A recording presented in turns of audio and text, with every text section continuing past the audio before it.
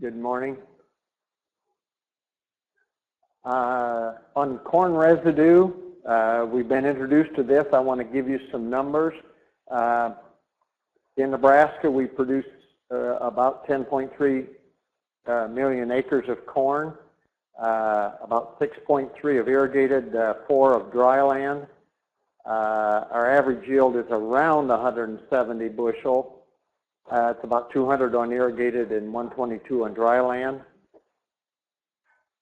The amount of residue then would be about 80% at grain harvest. If you know the amount of weight of grain, you'll have about 80% as much residue as what you have grain. You may have 50-50 in your mind, and that's good for silage, but you've lost, and we'll talk about that, we've lost some weight till dry grain harvest. So our needs are for grazing that we're going to be discussing by cows and for calves, for feedlot cattle as stalks or as silage, which I'll discuss, and for dry lot cows as Carla discussed. So I've done this estimation on needs. I've updated this. If any of you have seen my slides in the last year, I've increased the amount because I think there's greater potential. For cow grazing, this is putting all the cows, every one in Nebraska, on corn stalks for about 6 months, starting out in October and going through March. That would be 3.6 million tons that they would consume. Calf grazing, I don't have a clue how many calves we might graze. I think I was using about 500,000, but don't hold me to that. That's pretty much a guess. Feedlot cattle, we could certainly increase the use of residue in feedlot cattle. A guess again would be a couple million tons. Dry lot cows that Carla presented, that is I'm not sure that's even a scientific guess. I was going to use the rest of the terminology. Notice I've carried that to 2 decimal places, indicating that I know what I'm talking about. These are guesses, okay? So that total is 4.68 million tons that would be used. Now, the balance, irrigated using my 80% of corn yield and the 200 bushel yield and the number of acres, gives 30.24 million tons. Dry land, 11.7, so that's a total of 41.96. Again, to 2 decimal places, like I know what I'm talking about, but it's in the ballpark of that 42 million tons. Maximum use from the previous slide is 4.68. That's not 42. So as a percent, and this is maximum use. In my mind, the maximum, unless we do something radically different, the maximum amount we would ever use is only 11.2% of the residue that's produced. If Charlie says later today that we can't use that off of some of the dry land acres or maybe none of the dry land acres, he wants it all left there, we're only talking about 15.5% of the residue from the irrigated acres, and I want to reinforce, this would be maximum use, grazing every cow.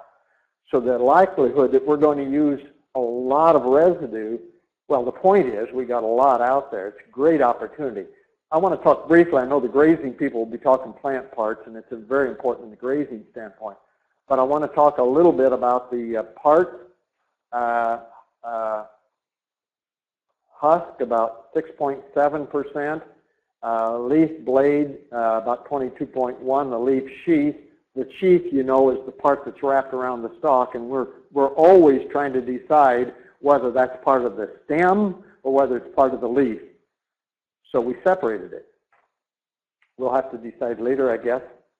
About 12% cob and about 48.5% stem.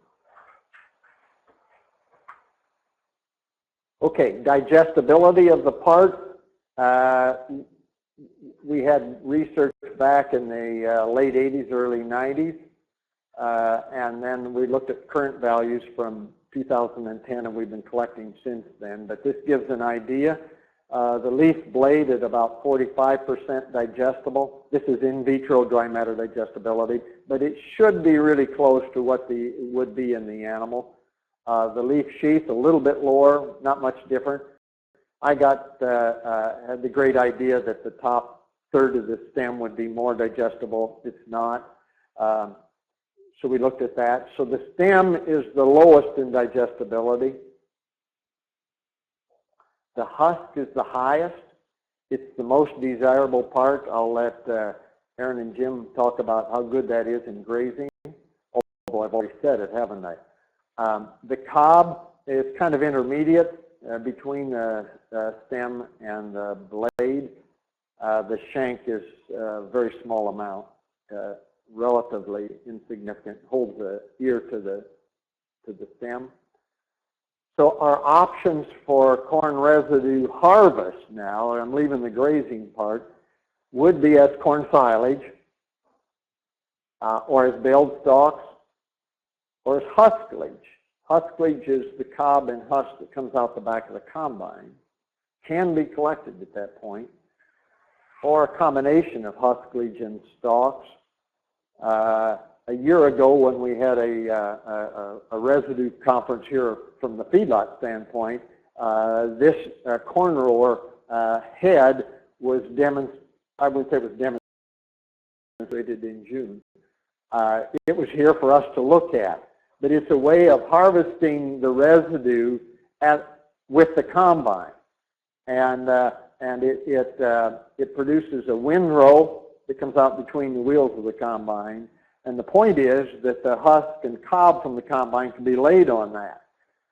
And like with an 8-row head, you could cut that down to 1 or 2 rows of stalks that would be cut to make the base of the windrow, and then you could lay husk and cob on top of that. So it's possible, with a reasonable system, one might be able to harvest material that's got more husk and cob in it. I saw this ad in one of our magazines for somebody else that appears to be making a similar machine. So I think that's going to be available. In the old days, we collected husklage with a cart behind the combine, and the operators of the combine didn't really like that. Okay, it tended to slow them down. But that's still a possibility. I think maybe Poet's done some of that in their collecting for biofuel, cellulosic biofuel. Okay, so I want to give you an indication what I think that husklage is worth. Okay, remember that's the husk and cob. It's going to have to be ground to be fed. A 3-year summary, and the diets were 85 to 90% of the husklage, so not a lot of supplement, needing protein needs primarily. Dry matter intake of wintering calves was 13.3 pounds per day. Average data gain was 1.39 pounds per day. So some of you may say, well, gee, that's not 2 pounds. Well, I know it's not 2 pounds, but it's better than 0, right? What's my point? Husklage is fairly digestible material. Okay, the feed to gain at 10 to 5 isn't all that bad for a wintering ration, and it was in vitro digestibility of 55%. So I think there's an opportunity for us to harvest more of the cob and husk. I'm teased a lot about my interest in corn cob. Okay, you get them ground and they're not bad feed, and then you put the husk on that. It's actually pretty good feed. Something for us to think about as we harvest residue. Most of it, as you know, gets baled, and it's called stalk baled because it's primarily the stalk, the stem, right, with some leaves attached to it. Which was the lowest in digestibility? The stem, right? That's what we're harvesting when we bale stalks. Going to corn silage. This is going from the other extreme of baled dry stalks to a stalk that is actually pretty good quality at at corn silage harvest. This is work separating the plant parts from plots out at in the York area, where there were different hybrids, and this is just how we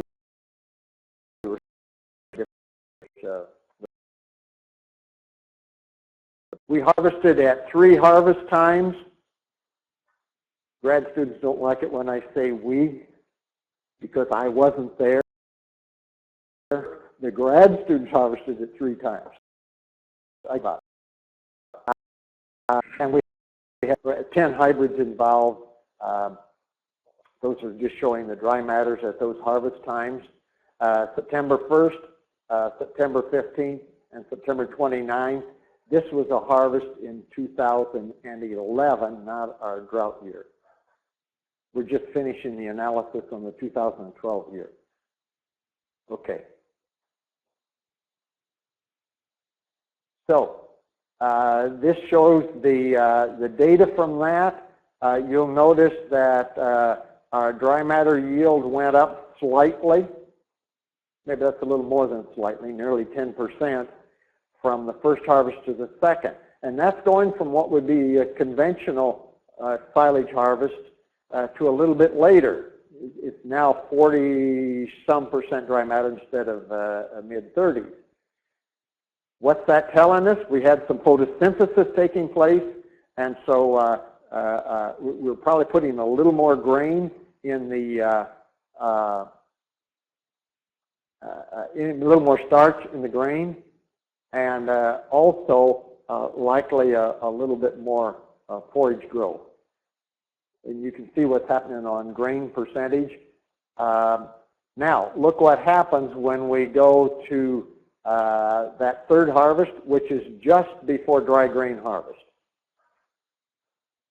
Dry matter yield of the silage, the whole plant, decreased by about 2 tons of dry matter per acre.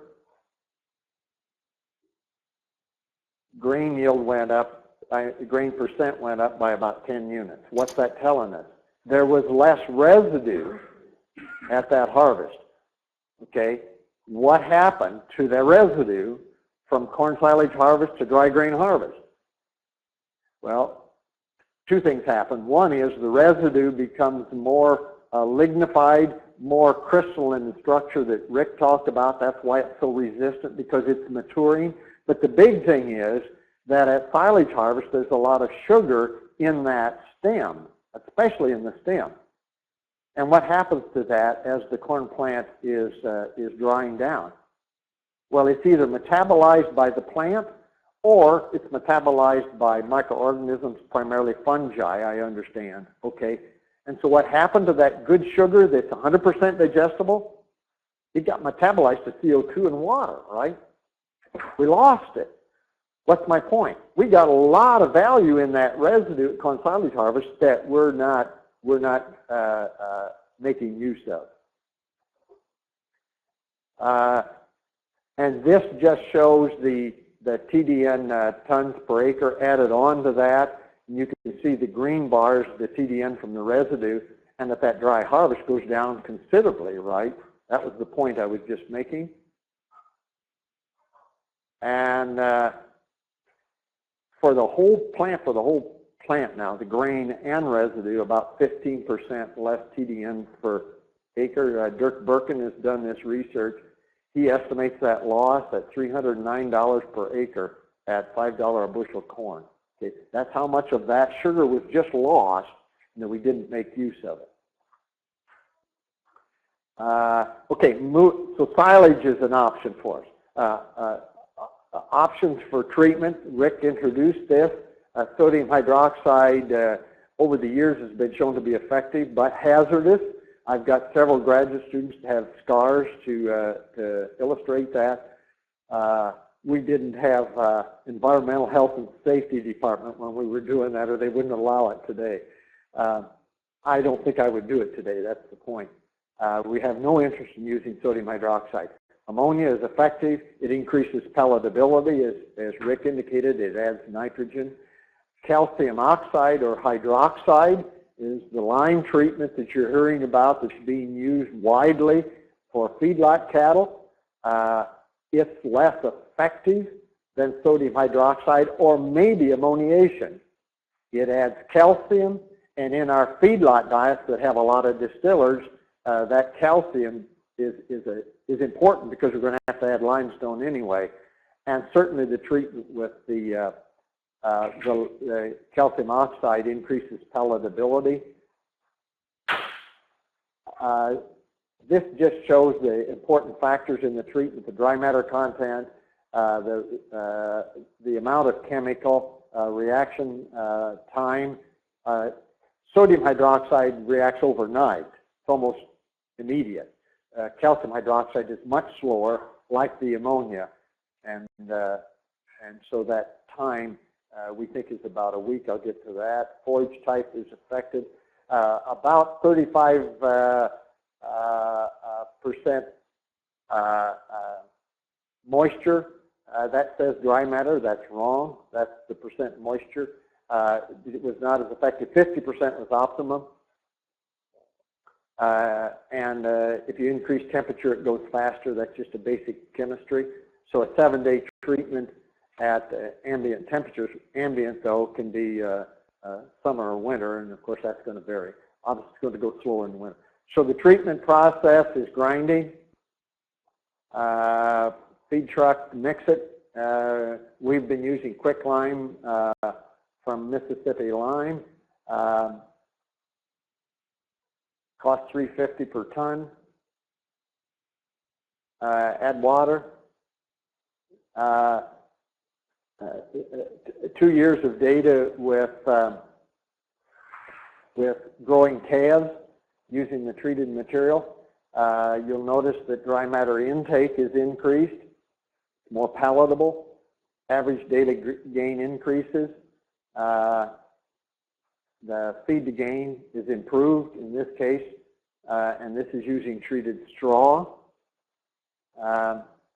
The diet had 30% distillers grains and 3% supplements. That's the reason we're getting that kind of average daily gain. Notice this is considerably better daily gain than I showed with the husklage, but remember also that it's got 30% distillers in it, which those husklage diets did not have. And digestibility increased by about 7 units. Stalks this last year. Increased dry matter intake, it's more palatable. Increased gain.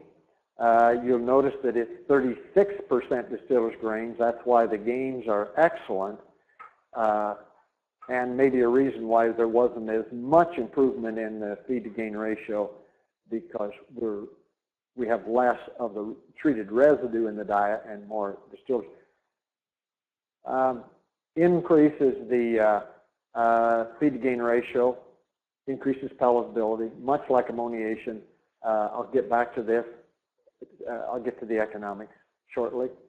So in terms of feeding options now, silage is flexible. The nice thing about silage is we've been putting up corn silage for a long time, at least as long as I can remember, so we kind of know how to do silage. Ammoniated, as Rick indicated, to me the real plus is that you can feed it in a round bale feeder. You don't have to grind it and save that grinding cost. The stalks or husklage ground, to get them to eat it, you really need wet distillers grains and then think limit feeding like Carla discussed. Okay, what I've done then is made some cost per unit of TDN. I know Kate was saying that corn was going to be about $5 a bushel. My projection is at $5.50, not too far off from the 5. And using 90% TDN for corn, that means that its cost per pound of TDN is 12.7 cents. Corn silage at 9.5 times the price of corn, and I don't want to get into this, but pricing silage and accounting for storage losses and storage costs and so on gets pretty complex. And so I feel like it's within that range of 9.5 to 10. So it's somewhere between 11.2 and 10.7 cents per pound of TDN. Pretty good price, considerably less than the corn. I had the old paradigm that we couldn't afford to use silage if we're wanting to use corn residue because the corn was too valuable. It needed to go to the ethanol plant or to the feedlot. I've changed my mind on that now because we're getting a really good quality residue and we're just having to take the corn along with it. Stalks at $65 a ton, I took a different approach than Rick. I'm saying we've paid about $65 a ton for stalks delivered to our feedlot here over the last few years, up until this year, right? If we have a more normal year, I'm saying maybe $65 a ton.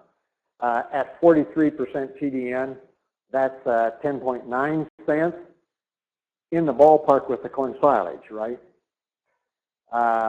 And I've added $15 a ton on the stalks for grinding and loss at grinding time. Lime-treated stalks, I increased the TDN 10 units, okay, for calculation purposes. I don't think it's better than that. Rick said 15 units on ammoniation.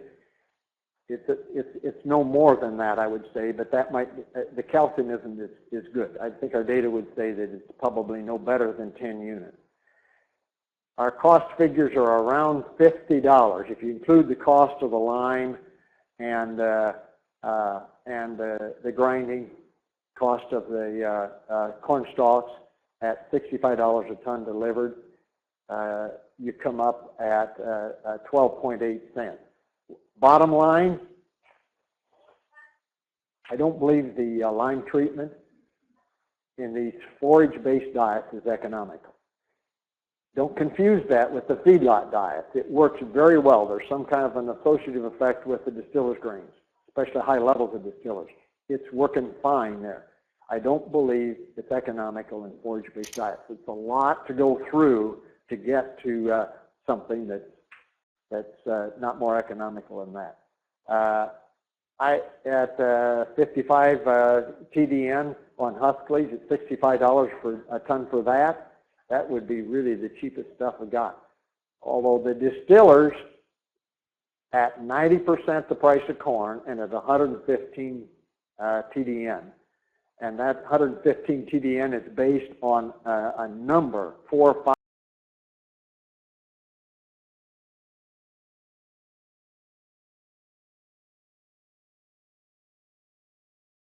these growing diets.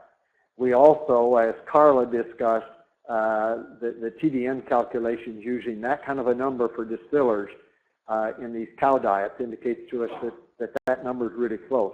9 cents per pound of TDN. So what's the good news?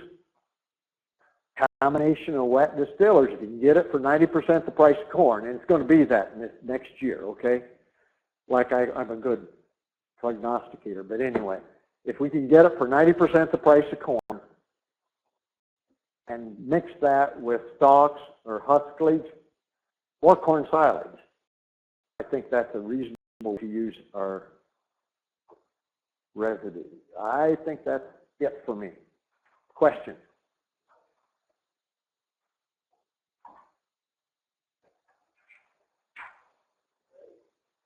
Yes, Chief.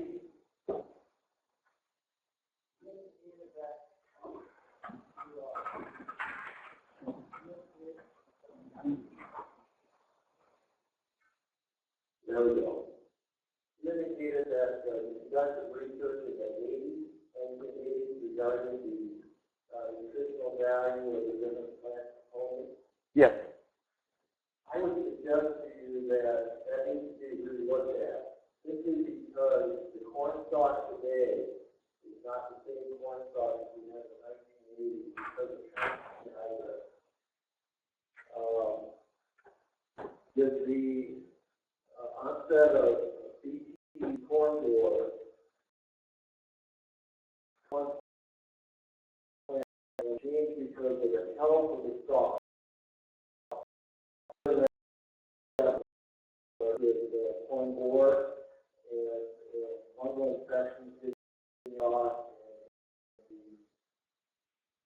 stocks are decomposed so much easier than they do today. And today their integrity is unbelievable. And farmers who test these because they just don't decompose that.